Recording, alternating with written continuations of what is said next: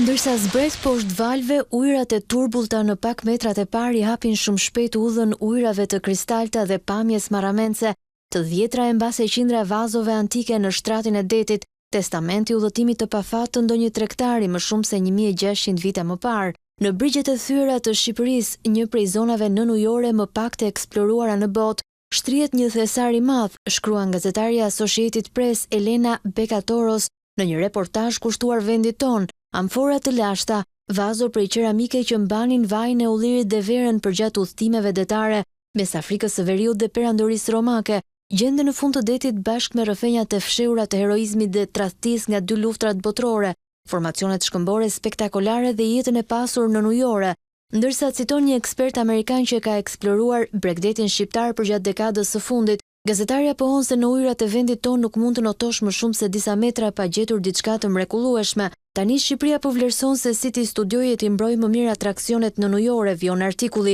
duke ja treguar ato edhe vizitorëve në një vend me territor të virgjër për industrinë e zhytjes. Dikur më izoluar se Korea e Veriut, Shqipëria po hapet gradualisht ndaj turizmit ndërkombëtar, por reliket nënujore deri më tani janë ruajtur me fanatizëm, pasi ekziston frika se nëse ato do të bëhen më të aksesueshme mund të plaçkiten. Gazetarja Associated Press kujton se legjislacioni për mbrojtjen e trashëgimisë nënujore pritet të miratohet së shpejti, çka do të mundsojë edhe qasjen e turistëve.